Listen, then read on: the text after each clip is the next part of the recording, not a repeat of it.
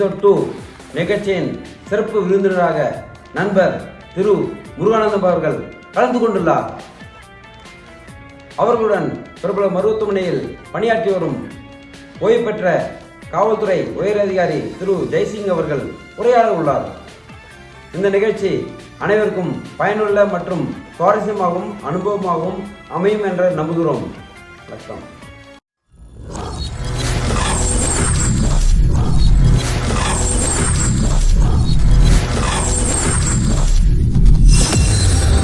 தரைப்படையில் பணிபுரிந்து தாயகம் திரும்பினேன். மாலை சூட மங்கை வருவாள் என கைத்திங்களை நோக்கினேன். பெண் பார்க்க சென்றேன். ஓ, பட்டாளத்தானா, பெண் கிடையாது என்றனர். காஷ்மீரில் இருக்கின்றாயா? கை கூப்பி மவராசனா போய் வா. என் மகள் பொட்டோடு வாழ வேண்டும் என்றனர். போர்க்களம் போய் வந்தவனுக்கு மனக்கோலம் பூண்டு ஊர்கோலம் போக வழியில்லை. பெண்ணை பெற்றவர்களே, தாய் மண்ணை நினையுங்கள். நாங்கள் எல்லையில் இருப்பதால் தான் நீங்கள் தொல்லையின்றி வாழ்கிறீர்கள். ஜெய்எக்ஸ்டிங் சேனல் நேயர்களுக்கு அன்பான வணக்கங்களை தெரிவித்துக் கொள்கிறேன். இன்று நம்ம மத்தியில் சிறப்பு விருந்தினராக அருமை சகோதரர் திரு முருகானந்தம் அவர்கள் தற்போது ஒரு பிரபலமான மருத்துவமனையில உதவி பாதுகாப்பு அதிகாரியாக படித்து வருகிறார். அவர் இந்த பணி செய்வதற்கு முன்பாக அவர் ராணுவத்தில் பல ஆண்டுகள் பணி செய்திருக்கிறார். அவர் இப்ப நம்முடைய அழைப்பை ஏற்று இங்க வந்திருக்காங்க. இப்ப அவங்கள உங்கள் சார்பாக நான் வரவேற்றுக் கொள்கிறேன். சார், நாங்க உங்களை பற்றி நிறைய கேள்விப்பட்டிருக்கோம். நீங்க உங்க பணியெல்லாம் பார்த்திருக்கோம். மருத்துவமனையில நீங்க வேலை செய்த பணியெல்லாம் நாங்க பார்த்திருக்கோம். ரொம்ப அழகாக ரொம்ப நேர்த்தியாக உங்க பணி இருக்கும்.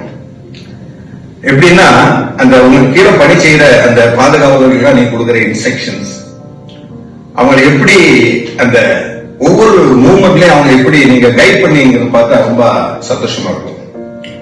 அதனாலதான் உங்களை கூப்பிட்டு அந்த நேரத்துல பேசுறோம்.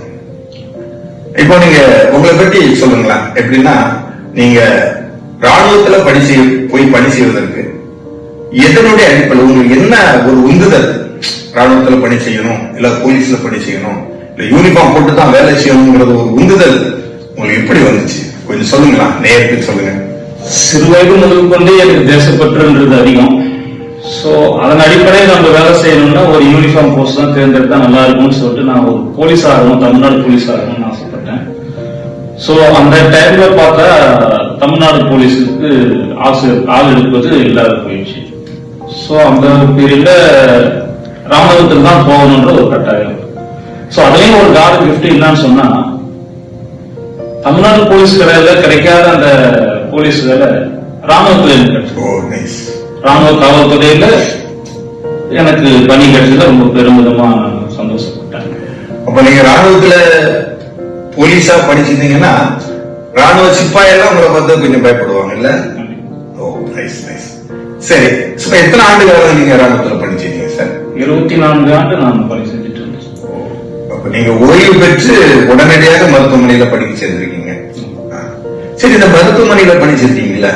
நீங்க ராணுவத்துல காவல்துறை அதிகாரியாக இருந்து ராணுவ வீரர்களையே நீங்க ஒரு மிரட்டுற அளவுக்கு அந்த பணி அப்படி படிச்சத நீங்க இந்த மருத்துவமனையில நோயாளிகளோடு இணைந்து படிச்சுருக்கோம்.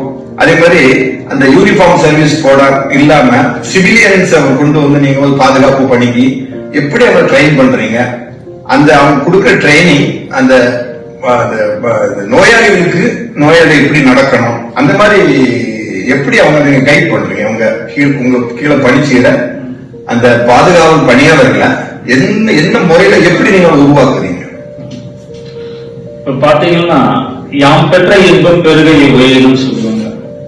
சோ நமக்கு தெரிஞ்ச அந்த ஒரு இந்தி மொழி, அந்த டிசிப்ளின், இது எல்லாத்தையும் எனக்கு வேலை செய்யற பணியாளர்களுக்கு நான் கற்றுக் கொடுக்கணும்னு ஆசைப்பட்டேன். அதனால நான் மருத்துவமனையில வேலை செய்ய நான் பெருமிதமா நினைச்சு பணியில சேர்ந்தேன். அதன் பிறகுதான் நான் அவங்களுக்கு கற்றுக் கொடுத்துட்டு வரேன். பலதரப்பட்ட மக்கள் வருவாங்க மருத்துவமனைக்குன்னா. அவங்களுக்கெல்லாம் ஒரு சேவை மனப்பான்மையோடு பணி செய்யணும், உதவி செய்யணும் அப்படின்றது நான் ஒரு மூல கருத்தா கொண்டு அவங்களுக்கு நான் கைடு பண்ணி வேலை செஞ்சுட்டு வரேன். சரி, இன்னொரு கேள்வி, அதாவது உங்களோட நிறைய பாதுகாப்பு பணியாளர்கள் காவலர்கள் வேலை செய்வாங்கல்ல, அவங்கள அந்த 25 வயது முதல் அந்த அதாவது நம்ம ராணுவத்தில் சேர தகுதி உள்ள வயது உள்ள காவலர்கள் வேலை செய்வாங்க. அப்படி வேலை செய்யறவங்களுக்கு நீங்க இந்த மாதிரி ஏதாவது கைட் பண்ணிருக்கீங்களா? கண்டிப்பா ஐயா. 25 வயதுக்கு உட்பட்ட வாலிபர்களை நான் பார்க்கும்போது ஒரு போலீஸ்க்கோ இல்ல மிலிட்டரிக்கோ ஏன்பா ட்ரை பண்ண நான் கண்டிப்பா கேட்டது உண்டு. அவங்க ஏதாவது ஒரு சிறு சிறு குறைகளை சொல்லுவாங்க. ஒண்ணு படிப்பு கம்மியா இருக்கும், இல்ல உடல் நலத்தில் ஏதாவது ஒரு பாதிப்பு இருந்திருக்கும். இதெல்லாம் சொல்லும் போது கொஞ்சம் எனக்கு கஷ்டமா தான் இருக்கும். இருந்தாலும் இதுவும் ஒரு யூனிஃபார்ம் கோர்ஸ் தான், ஒன்றும் தப்பு இல்லை அப்படின்னு சொல்லிட்டு நான் அவங்களை தட்டி கொடுத்து வேலை செய்ய வைப்பேன். சரி, இப்போ நீங்க இந்த ராணுவத்துல பணி செய்வதற்கும் இந்த இப்போ மருத்துவமனையில சிவிலியனோட இணைந்து பணி செய்வதற்கும் உங்களுக்கு என்ன டிஃபரெண்ட் இருக்குது? டிஃபரெண்ட் பார்த்தா அங்க ராணுவத்துல ஒரு டிசிப்ளின்றது ரொம்பவே அதிகமா இருக்கும். சிவிலன் பார்த்தா கொஞ்சம் கம்மியா தான் இருக்கும். இருந்தாலும் ஒரு அட்ஜஸ்ட்மெண்ட் தான். நம்ம இங்க தெரியாத சொல்லி கொடுத்து வேலை செய்ய வேண்டிய ஒரு சூழ்நிலை சிவிலியன்ஸ். ஓகே, சரி. நீங்க இப்போ ராணுவத்துல சுமார் 25 ஆண்டுகளுக்கு மேல பணி செய்திருக்கீங்க. ராணுவத்துல பணி செய்யும் போது எப்படியாச்சும் ஒரு முக்கியமான நிகழ்வுகள் உங்களை ரொம்ப உங்களை பாதித்ததாக இருக்கலாம், இல்ல உங்களை உற்சாகப்படுத்தினதா இருக்கலாம். அப்படி ஏதாவது ஒரு காரியம் சொல்ல முடியுமா உங்களால? கண்டிப்பா சொல்றேன்.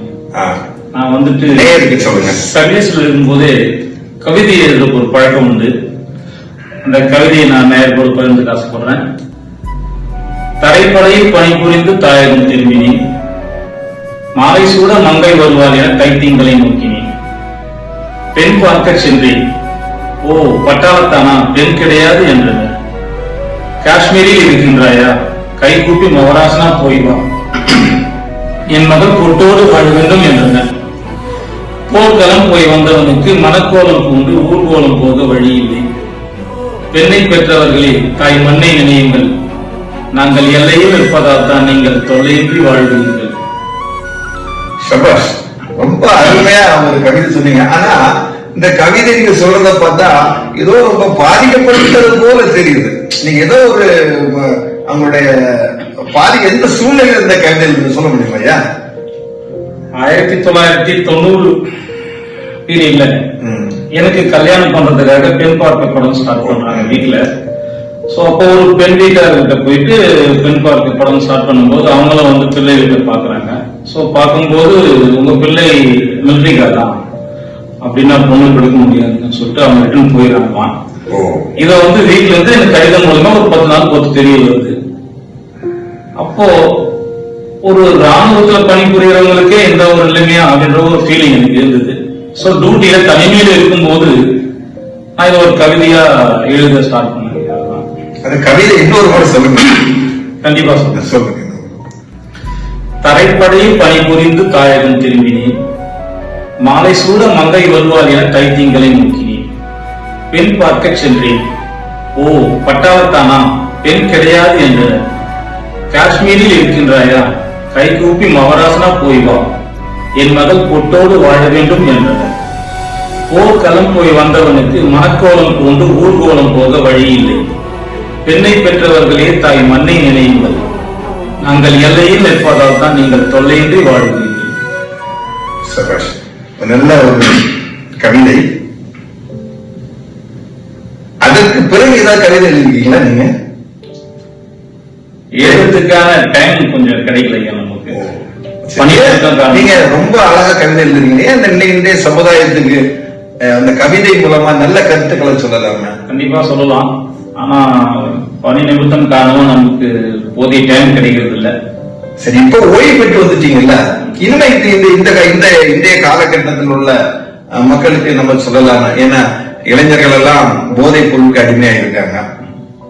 ஒரு அவேர்னஸ் மாதிரி நீங்க எதாவது சொல்லலாம். சரி, இந்த மாதிரி கவிதைகள் நீங்க எழுதின கவிதை இதுக்கு முன்னாடி ஏதாவது பத்திரிகையில இந்த பிரசுரம் ஆய்வுப்பட்டிருக்குதா?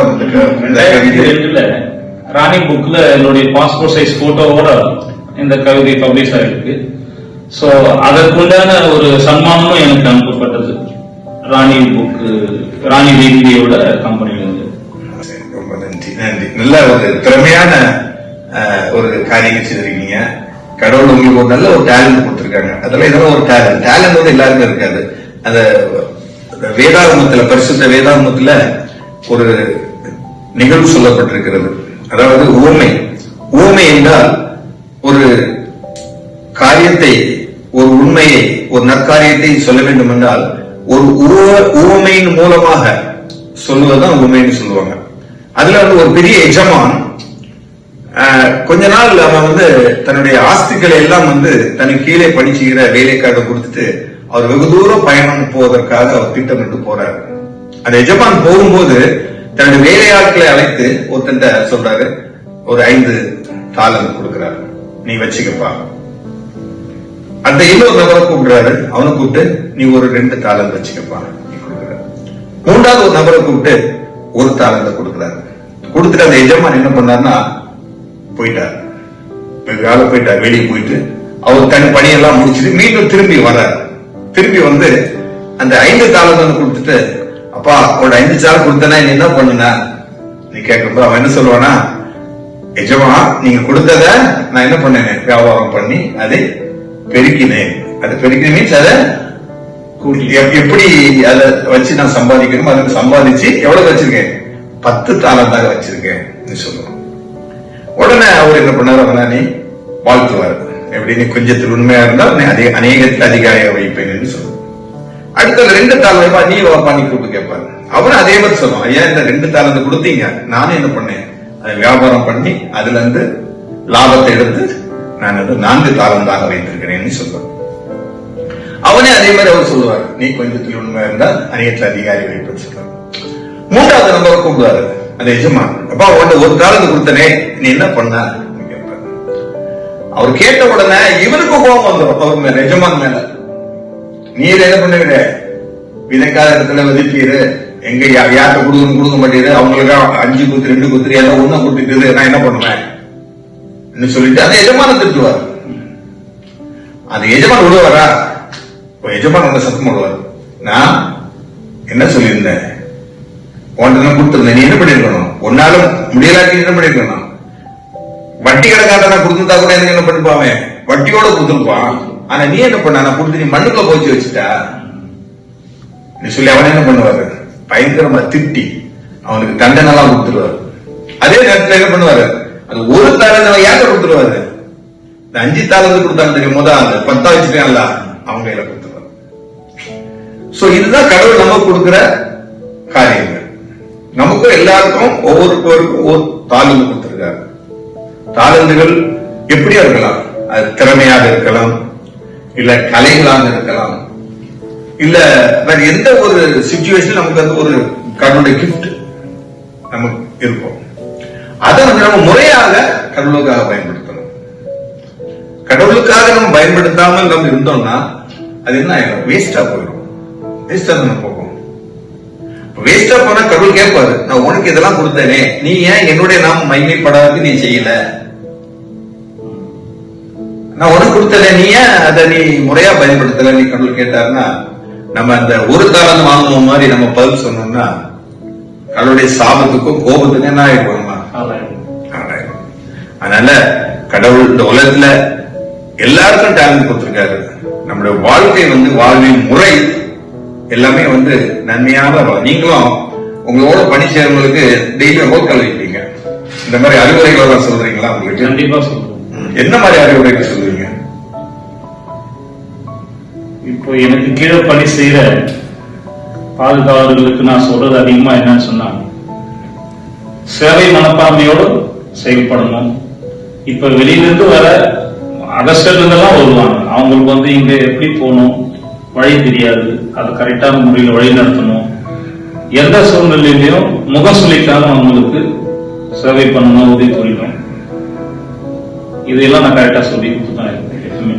இப்ப நம்ம மாதிரி உள்ள மாதிரி பாதுகாப்பு பணியில் செய்திருக்கிற அநேக நேயர்கள் இத பார்ப்பாங்க, பாதுகாப்பு பணியில் இருக்க நேயர்கள் பார்ப்பாங்க. அவங்களுக்கு நீங்க என்ன சொல்ல விரும்புறீங்க? அதாவது என்ன சொன்ன பணி மட்டுமல்ல, அவருடைய உடல் நலன், இவர்களை குறித்து என்ன அட்வைஸ் நீங்க கொடுக்க விரும்புறீங்க? இப்ப வர காலகட்டத்துல அவசரம் அதிகமா போயிடுச்சு. வண்டி ஓட்டும் போதும் சரி, ஃபாஸ்ட், உணவு பழக்க வழக்கத்திலையும் ஷார்ட்டா முடிச்சுக்கிறாங்க. இதனால ஃபியூச்சர்ல சைட் எஃபெக்ட் நிறைய. இப்ப வண்டி வேகமா ஓட்டினா இன்சிடென்ட், உணவு பழக்க வழக்கம் மாத்தீங்கன்னா உடல் உபாதைகள். இதை தானும் தவிர்த்து தன் பின்னாடி வர குழந்தைகளுக்கும் சந்ததிகளுக்கும் நல்ல வழிகாட்டலா இருந்து மன அமைதியோடு வாழணும்னு நாங்க கேட்டுக்கிறேன். நன்றி ஐயா. இதுவரை உங்களுடைய நேரத்தை பொருட்படுத்தாமல் இந்த நிகழ்வு கலந்து கொண்டு அநேக காரியங்களை நேயர்களுக்கும் எங்களோடு பகிர்ந்து கொண்டமைக்கு நன்றியை தெரிவித்துக் கொள்கிறோம். நன்றி.